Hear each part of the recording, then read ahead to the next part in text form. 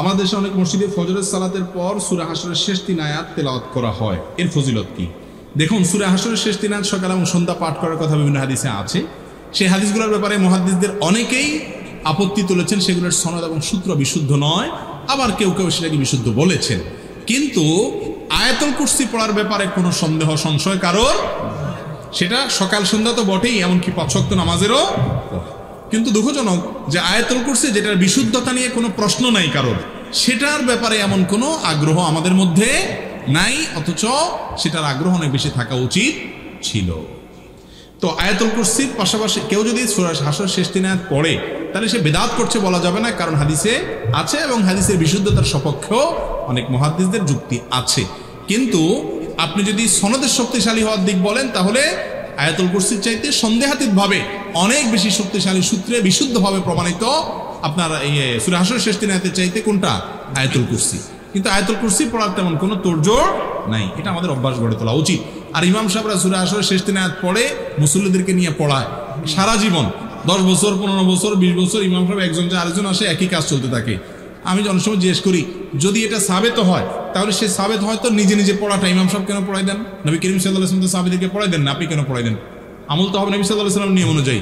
তো বলে যে শেখানোর জন্য পড়াই, তো শেখানো কয় বছর ধরে শেখান? এটা কোনো যুক্তি আছে?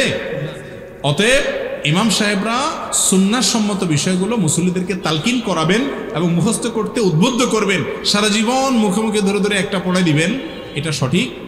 রমজান মাসে দেখা যায় হাফেজ সাহেবরা অতি দ্রুত কোরআন তেলাওয়াত করে, এটা কি ঠিক? আবার অনেকে অনেক ইমাম সাহেব এত তাড়াতাড়ি রুকু সিজদা করে, পেছনে বয়স্ক মুরব্বীরা ইমামের সাথে রুকু সিজদা করতে পারে না, এ ব্যাপারে কি বলবেন? ভাই, রমজান মাস আসতেছে সামনে, নামাজ কোন জি গতিতে হবে, 4G না 5G? বলে 6G। আসলেই তাই। নামাজ, তারাবি নামাজ যত তাড়াতাড়ি পড়তে পারে, আমরা মনে করি হাফেজ মাশাআল্লাহ তুখুর, ঠিক না? ঠিক। আচ্ছা, ওই যে বাইসাইকেল বা এমনি গাড়ি, আমি যখন ড্রাইভিং শিখি, আমার যে শিখায় সে বলে যে তুমি আচ্ছা গাড়ি চালানো তো কোনো ব্যাপার না, গিয়ার দিলাম আর স্কেলটা চাপাইলাম, ক্লাস ছাড়লাম, গাড়ি দৌড়াবে, ঠিক না? এখন উনি আমাকে বললেন যে আচ্ছা তুমি গাড়ি চালানো শিখছো, ভালো কথা, কত আস্তে চালাতে পারো এই টেস্ট তোমার। তো নতুন যারা গাড়ি চালানো শিখে দেখেন আস্তে চালাতে পারে না, কোনটা চালাতে পারে? জোরে চালাতে পারে। আচ্ছা, গাড়িটা তো একটু দূরবর্তী মেসাল, সাইকেলে আসেন, সাইকেল প্রথম যখন সাইকেল চালানো শিখে, একটু প্যাডেল দিয়ে কোনো রকম যদি সাইকেলটারে হাঁটাইতে পারে, তো দেখবেন যে শিখায় ও পিছন থেকে দৌড়ায় ধরতে পারে, ঠিক না? ঠিক। আর যে খুব এক্সপার্ট সাইকেলের, সে দেখবেন যে একজন হেঁটে হেঁটে যাচ্ছে, বাচ্চার পাশ দিয়ে সাইকেলকে খুব ধীরে ধীরে নিয়ে যেতে পারে, ঠিক না? ঠিক।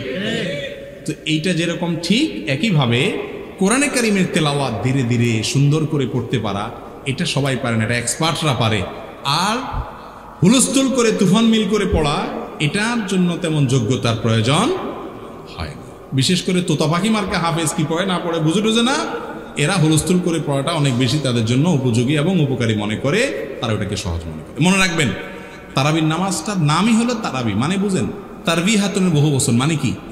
আরাম করে করে ধীরে ধীরে পড়া। আর আমাদের গোটা জীবনের যত নামাজ আছে, এর মধ্যে সবচেয়ে তুফান মিল নামাজই হলো তারাবি। এটা ঠিক না ভাই? আপনি তুফান মিল মার্কা খতম তারাবি দেওয়ার চাইতে ধীরে ধীরে পড়েন, কোটা কোরআন খতম না দিলেও ভালো। কথা কি বুঝাতে পারছি? আর রুকু সিজদা, বিশেষ করে তারাবিতে তো হাফেজ সাহেবরা এমন ভাবে রুকু থেকে উঠে দাঁড়াইতে না দাঁড়াইতে আবার দৌড়, মনে হয়েছে কোনো আর্মির ট্রেনিং চলতেছে। মনে রাখবেন, এরকম নামাজ হলে নামাজই হবে না তারাবিতে পড়ার কথা। এক তাসবিহ পড়ে আপনি দাঁড়ান না, নামাজই হবে না। অতএব তাড়াহুড়া করে নামাজ পড়ার অভ্যাস আমাদের ছাড়তে হবে। আমি একটা কথা বলি, তারাবিতে ধীরে ধীরে পড়া, তাড়াহুড়া করে পড়া, পার্থক্য কি জানেন? 5 মিনিটের, সর্বোচ্চ 10 মিনিট। 10টা মিনিট বাড়ায় দেন, দেখবেন যে পুরো নামাজটা সুন্দর হয়ে গেছে। শয়তান যেভাবে বুঝায়, মনে হয় যে তাড়াহুড়া করে পড়লে যেন কি উল্টে ফেলাবেন, আসলে কিছুই হবে না, 5-10 মিনিটে কি হবে যাবে। আল্লাহ তাআলা আমাদেরকে বুঝার তৌফিক দান করুন।